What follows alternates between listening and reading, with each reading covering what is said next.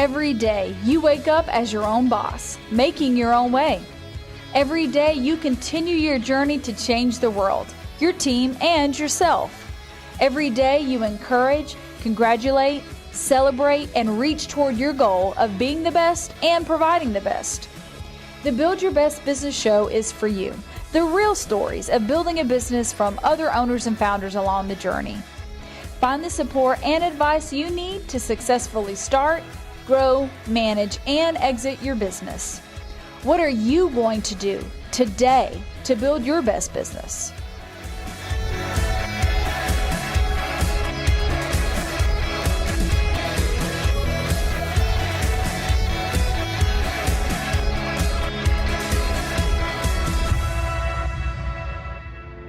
Welcome to Build Your Best Business. I'm your host, Eric Holtzclaw. I'm joined today by Whitney Mendoza in the studio, and my producer, Isaac, may or may not actually make some commentary because he likes to mess with us when we're in the studio together. So on Build Your Best Business, we focus on what it takes to successfully start, manage, grow, and exit a business. And today we're going to talk a little bit about the category of starting. So I've written several articles around kind of those formidable years. And one thing that I talk with entrepreneurs about is that first 3 years. So You know what I told you about this? First 3 years. Suck. First 1,000 days. First 3 years, first 1,000 days are going to be pretty bad. It's a little rough. It's a little rough. Yeah, it's a little rough. And once you get past the first 3 years, first 1,000 days, if it's still a little rough, you've selected a bad business. Created a job for yourself instead of a business, because a business really should work for you. You shouldn't be working for your business, or you're just managing your business poorly, and you need to hire my consulting firm because we'll come in and solve those problems for you. What's your consulting firm? Ladderingworks. Okay. Yeah. .com. Ladderingworks.com. So my team comes in, we evaluate businesses that are in those stages, 1 million to 20 million in revenue. Can be less than that if you've got something that is profitable but not progressing, is what I like to say. So I want to ask you. Wait. What does that look like? How do you know that you're profitable and not progressing? So let's say that year one, your revenue is $500,000, and year two, your revenue is $500,000, and year three, your revenue is $500,000. So you got money coming in, but might be time to do something else. Okay, I like it. Profitable meaning that because you couldn't survive 3 years Of course. without making something. So you're making something, you're being able to pay yourself something, even if you're not telling the government you've made anything, but you are paying out salaries, those kind of things. So, and businesses hit these sweet spots. So $1 million is a sweet spot that's hard to get over. 3 to 3.5 is another sweet spot. So those are times I find companies typically reach out because they're ready to do something new or different or whatever. Well, I like how you explain those, because you always say it's kind of like this inflection point of you either have to get over the hill and get a little bit more momentum again, or you slide back. Right. And that's something for those that are in those early stages of a business. There's a time when more work is coming in, you have more things than you think you can do. And that is a point that you are either going to go over the hill or you're going to slide back down. And you have to push through. Those are the tough. Someone's got to scream and yell at you like you're in the Marines and say, you're going to make it, you're going to make it, you're going to make it. And then you push through it, and then you get into another level of kind of easier riding or whatever. It reminds me of, I don't know if you've ever done, at the gym, you've got the little Stairmaster things. I don't like the gym. I like the after effects of the gym. But yes, I know what you're talking about. Again, that could be a problem. So you get on one of those Stairmasters and you do the random thing where it's like a hill climbing. Yeah. Like you go to the top and then it brings you back down and then goes back up. That's very much how building a business is. And companies will break back down into just maybe a solo consultancy or whatever if you don't get over that inflection point, because you have to get over it, and you don't have enough money to hire someone, but you also don't have enough hours in the day, it feels like, to get all the work done. And that is a very important point to try to make it through. So I am curious. While Isaac has been full-time in this for 6 or 7 months, you started earlier. I feel a question coming. When he says, I am curious. Here it comes. Here it comes. Yes.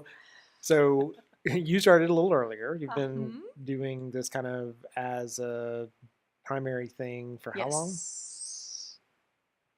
A year? Oh, Probably I love how that full time. falls right year. into my question. Okay. So, so if I were to ask you now Okay. that you've got a year under your belt, you can kind of look back. What's something that you think you've learned in this first year? Something that if somebody else was like, I'm about to go do the same thing you're doing, what would be something that you would think you would tell them or share with them beforehand or as part of it? I would say, because I had like several things go through my mind. And in a way it can be summarized as this one thing that I'm about to say.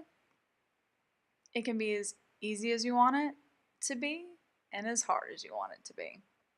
Okay, so unpack that.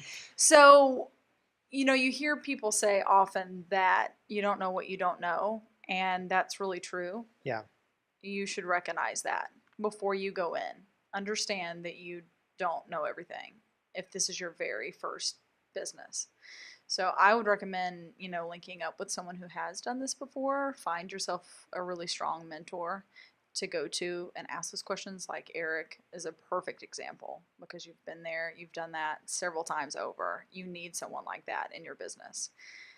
You also need to communicate. And that sounds like, oh yeah, communicate, be friends, talk. But it's harder than that. it is. But if you take the time to communicate clearly and make sure everyone's on the same page, like in a previous episode we talked about, if you're in a partnership, you both need to understand what you're growing. Yeah. Because, and I think you've said this on Brandon's show, my skiing, I want to go to the beach. Your skiing is, yes. Yeah. You have to communicate that, because if you communicate up front, it's going to save you a lot of heartache down the road. And communicating and making sure you're talking about the same thing. So Yes. I have an example from this past weekend. My wife and I went to Pikes, and we have this hill. Like nursery? Yeah, Pike Nursery. Okay. I guess people in other parts of the country might not know what that is. Or if you don't garden. Oh, okay. Maybe. Well, I'm not. Like, we don't make regular trips to Pikes. Okay, we went to Pike's Nursery. That's nice. Because we're in a house. Okay. And we have an embankment that needs plants. Mm-hmm. And so I had said I wanted to buy 5 to 10 plants kind of every weekend. And if we kept doing that, so I don't have to go plant 100 plants. I don't want to plant 100 plants, but I'm okay with planting a handful every weekend. Mm-hmm. And if you do that every weekend, eventually you'll have a yard full of plants. Mm-hmm. Well, I had said I wanted to start at this certain point. And when we went to the Pikes and started talking to this lady, I was thinking about one part of the yard. Mm-hmm. And I kept saying, it's not very shady, it's very steep. And April, my wife, kept saying, no, it gets sun all the time and blah, blah, blah, blah, blah, blah, blah, blah. And I'm like, no, what are you talking about? I'm like, the wall comes up to here. And so we ended up buying these plants, and we got home. And so I put them where I thought they were going to go. And so she came around the corner before I started to plant them, and she's like, oh, this is where you're going to put them? Yes. Yes. That's the whole shadiness thing. And so then I said, well, where did you think we were going to put them? And then where she thought they were going to go was somewhere else. Yeah. So we ended up putting them exactly in the middle between where I wanted them and where she wanted them. That's a nice compromise. Yeah. And they were expensive and all this other stuff. And my daughter, who's in town, it's outside one of our picture windows. And we can now see these 5 plants that we have this whole conversation about. But building a business is like that. You have to be very, very, very clear.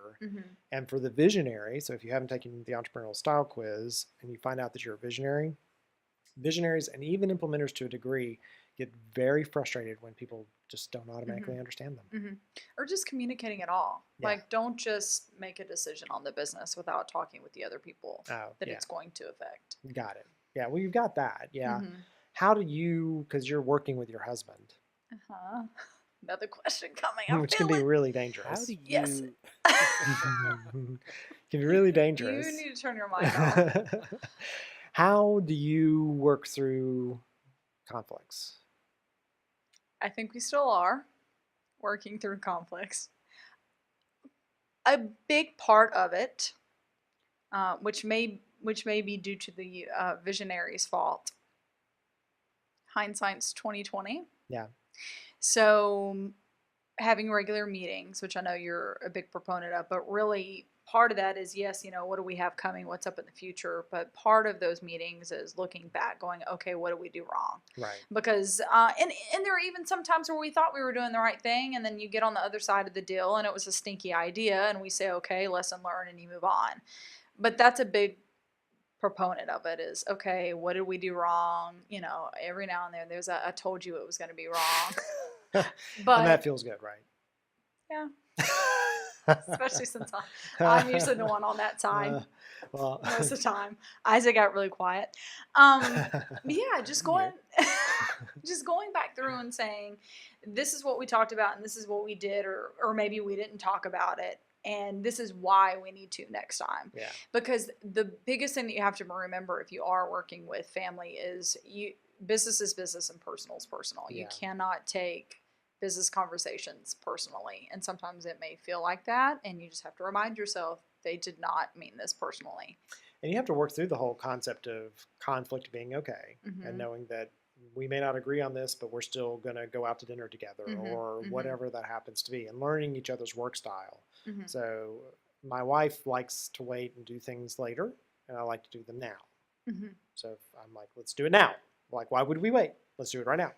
And she's like, well, I don't need to do it right now. Mm-hmm. I could do it a little later. Mm-hmm. And so she and I do finances for the different companies we work with together. And we have to agree on, this is the day that we're going to sit down and discuss the finances, Mm-hmm. which means that's the due date for them. Mm-hmm. I couldn't Mm-hmm. just, because I would come in and do these like sneak attacks. Hey, let's talk about the finances today. Yeah, I'm not ready for that. Mm-hmm. Well, why aren't you ready for that? Aren't you keeping up with it on a daily basis? She's like, no, I have other things to do. I'm not doing that every day. And so It happens. yeah, by having a plan for it, we could work out when we would actually have those conversations.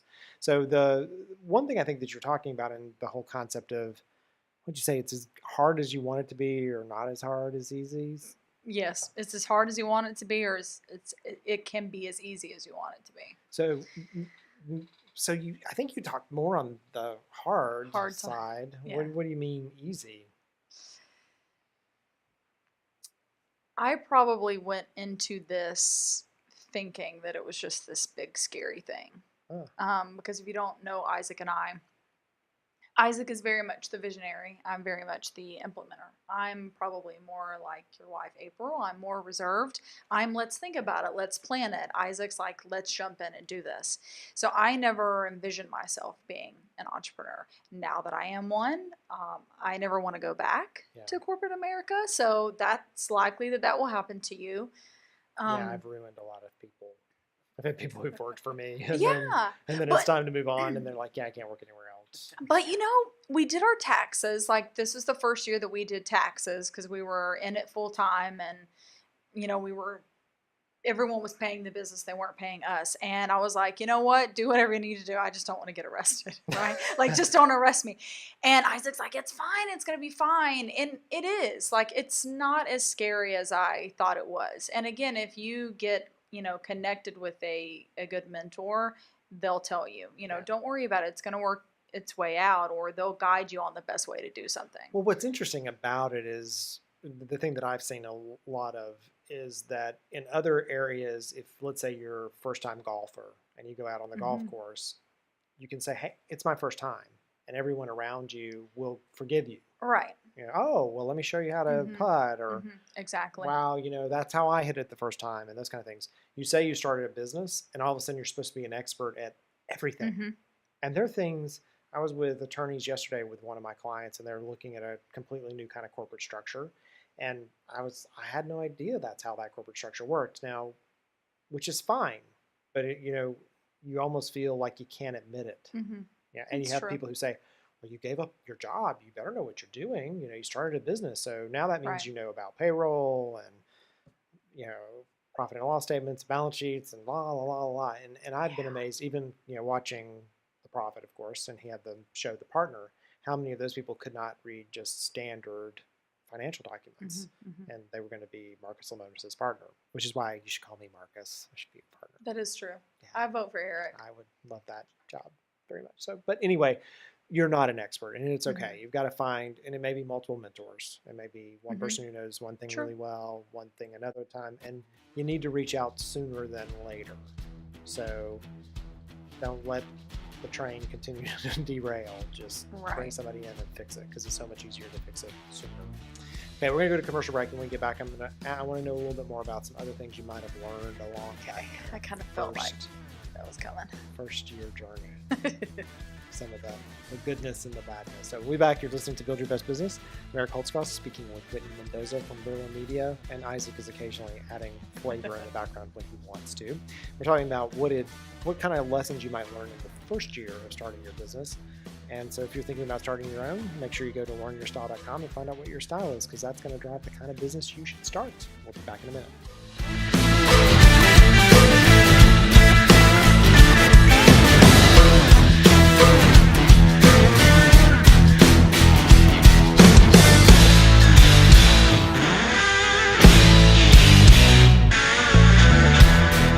Congratulations, you're your own boss. Now comes the hard part. It's not just about starting a business, it's about successfully managing and growing that business to an eventual exit. And along that entrepreneurial journey, you're going to run into questions and problems that you need quick answers to. Things like, do you need a business plan? How do you read a balance sheet? How do you talk to an investor? When do you bring on a founder? Or what if you're having problems with your partner? These are the types of things that you run into as you're trying to grow that business to the next level, and they may not be the things you want to share in public with other people. They're the problems and issues that arise that, as I have experienced along my own entrepreneurial journey, that I needed to have someone I could trust to reach out to and have a conversation and get a different perspective. And it was often those short conversations that would be the thing that moved me from where I was to where I needed to be. It's for that reason I created the On-Demand CXO product offering. On-Demand CXO is something that you can use to have a conversation with a trusted advisor about what's going on in your business. We do a 1-hour phone call to talk about your business, talk about your objectives, and understand what it's going to take to move you from where you are today to where you want to be tomorrow. From there, you have ongoing access to a Slack channel to ask me questions in private about what's going on in your business, so that I can provide some advice or connections to my network to individuals who can help you solve against that problem. You will also have access to my Facebook page, which is full of other entrepreneurs who are along the same journey, to have more broad conversations, things that you trust and would talk about in a networking event. But when you need to go and have that conversation with a trusted advisor, you will have the ability to have a conversation with me in a place that's safe, completely anonymous, and unbiased. I want to see you succeed and build your very best business.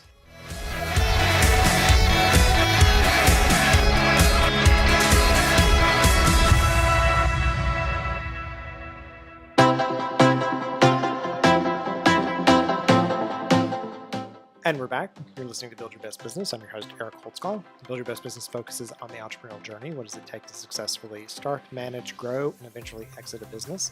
Talking today with Whitney Mendoza from Brillar Media, and Isaac is in the background. He's my producer, so I use Brillar Media to make myself and many of my clients brilliant. All I do really is walk in and talk to a microphone Thank you. and look at a camera. Really what my life has become. Stop. It's really what it is now. Okay, now I've accepted that. All right, so I've been talking to you about kind of first year, things that you've learned in the first year, and one of the things you said is it can be as hard or as easy.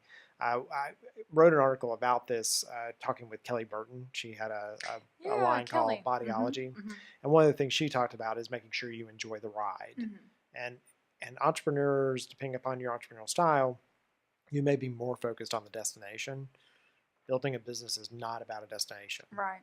It's sort of a train that just Mhm. keeps going and keeps going. There's a movie like that where the train just and people live on it. Mhm. You're like, keep the train going. Just keep the train going.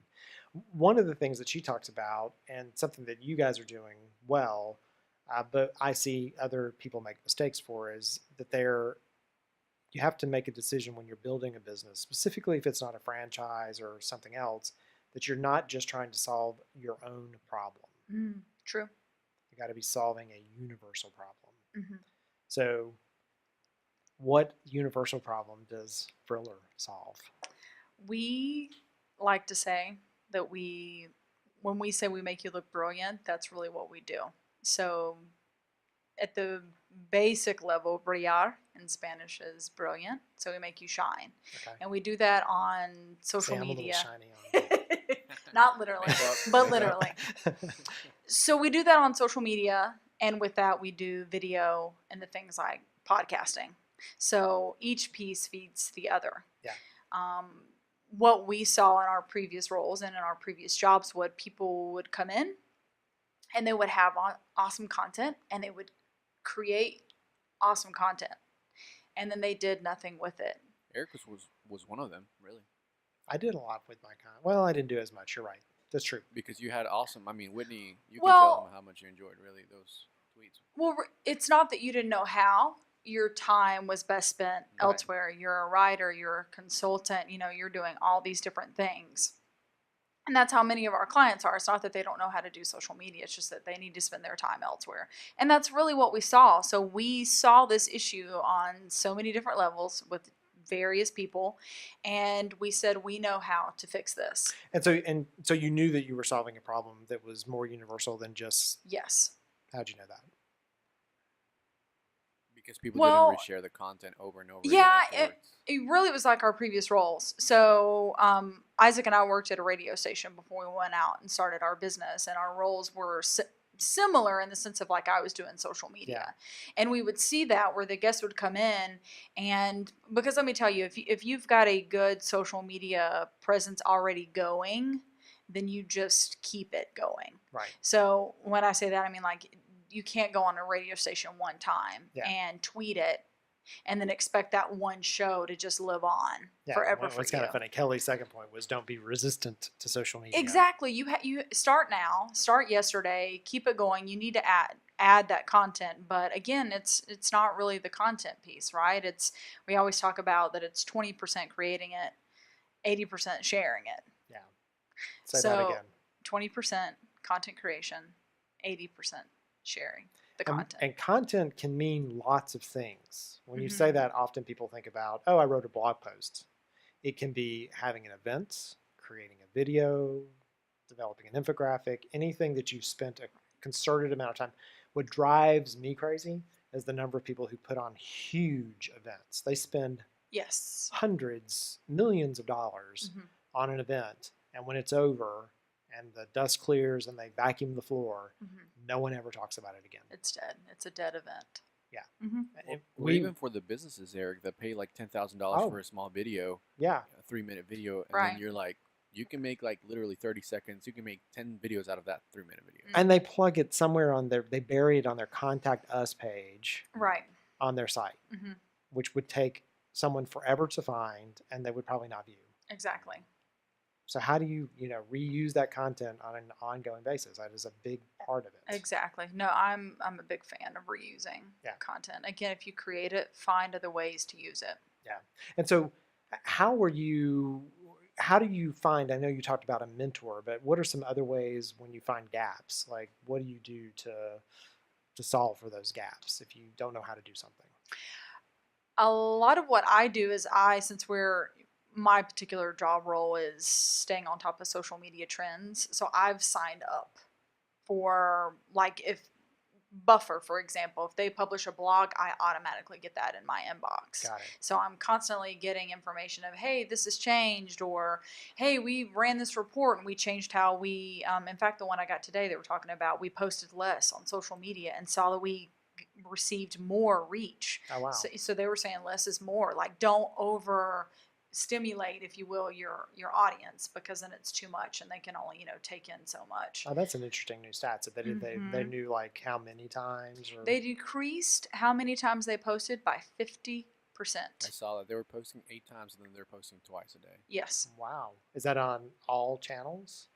Just Facebook. This one was just Facebook. Yeah, I would Mhm. agree with that on Facebook. I think that, yeah, I've always thought Facebook and LinkedIn should be Mhm. less, and then Twitter, you've got so much going on. It's Exactly. And you have to know that, right? You have to know how things change and what's new. Like back in the day, again, with Facebook, you used to see nothing but articles.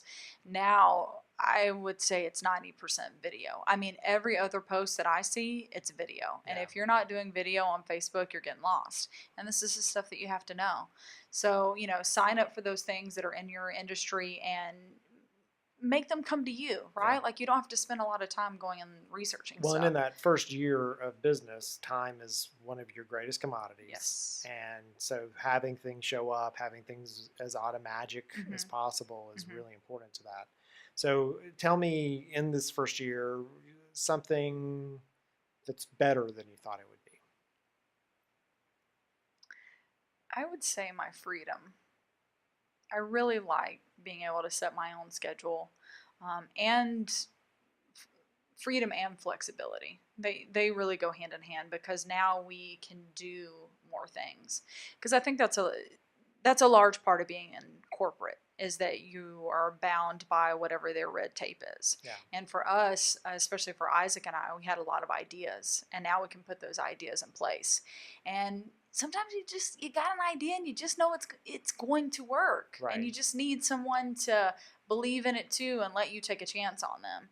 And that's really what we did. And now we can travel with the shows, and I love being able to do that. I love meeting with clients and being able to pick and choose when I can do that and really do what I want to do. I mean, yes, you still have your responsibilities, and that's a misconception, right? Of being an entrepreneur is you can take vacation whenever you want. No. That is not that way. No. We have not been on vacation since we started this. Right. But we do have that flexibility of, being able to choose what we want to do. Well, and what's interesting is you use that word freedom, and being in some CEO roundtables, that's often the thing that is asked. Mhm. Why do you do what you do? It's for the freedom. But Mhm. freedom is one of those words that has to be clearly defined by that person. Well, true. Because freedom means freedom to Mhm. set my own hours, Mhm. freedom to choose my clients, Mhm. to decide to say yes or no Exactly. to certain ones, Mhm. freedom to do whatever I want, to Mhm. like take the day off and Mhm. go play golf. And picking the business, again, a business that eventually gets there. Mhm. So lifestyle businesses, even those where it's more of once you get a certain book of business, you can start playing golf and traveling. There's still a 3 to 1,000 day, just a little bit more than 3 years of hard work Mhm. to get to that point. And that is a misnomer that you Mhm. can go like, we show that on, commercials and television shows. It's like, oh, we opened up, and then yes, the next day we had a bazillion Right. orders, which is a problem too. Get a bazillion orders, you Mhm. got to deliver them all. Right. Exactly. And freedom, it's not at a immediate gratification, and it changes over time. Because too, I think eventually, whenever Isaac and I, exit or whatever we do when we're 80 years old, we're in control of that. Yeah. We're not dependent on, a corporate company that we're going to work at for 30 years and then they sell it, and, we're cast away like we've never been there. Well, one of my favorite, Dan Jordan, who was a contributor to my Mhm. show when I was on Biz, he talked about how, and one of my favorite things he ever said is that if you have a job, you get fired once Mhm. and you're done. If you work for yourself, you have 10 customers and one fires you, you have 9.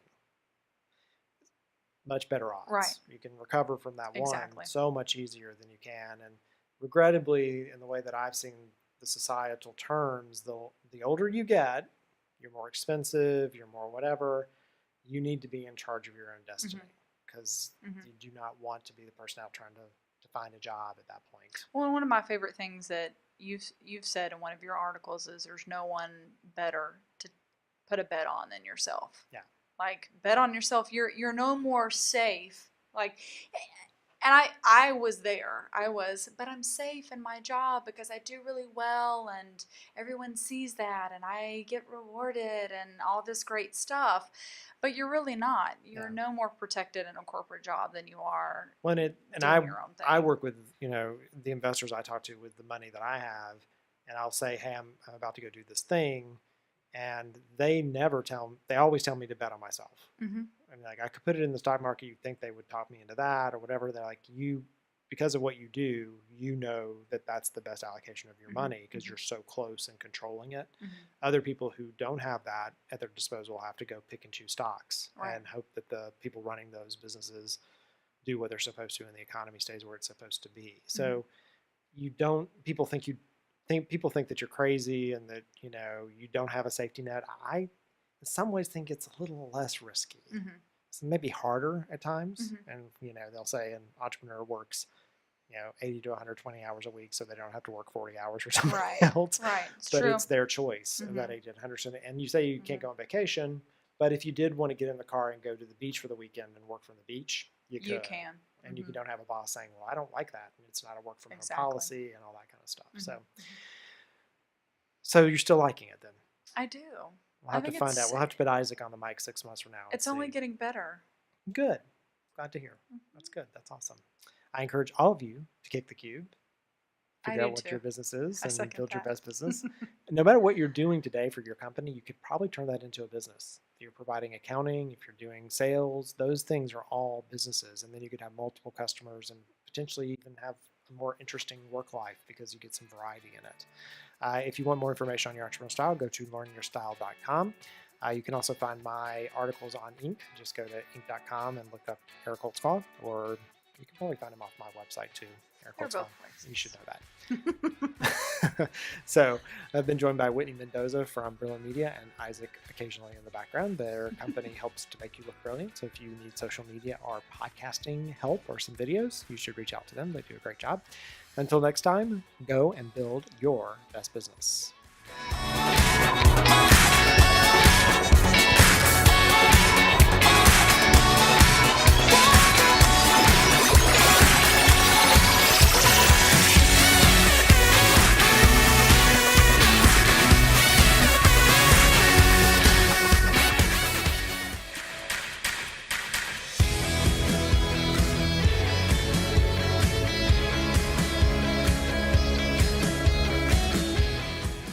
Every day, you wake up as your own boss, making your own way. Every day, you continue your journey to change the world, your team, and yourself. Every day, you encourage, congratulate, celebrate, and reach toward your goal of being the best and providing the best. The Build Your Best Business Show is for you. The real stories of building a business from other owners and founders along the journey. Find the support and advice you need to successfully start, grow, manage, and exit your business. What are you going to do today to build your best business?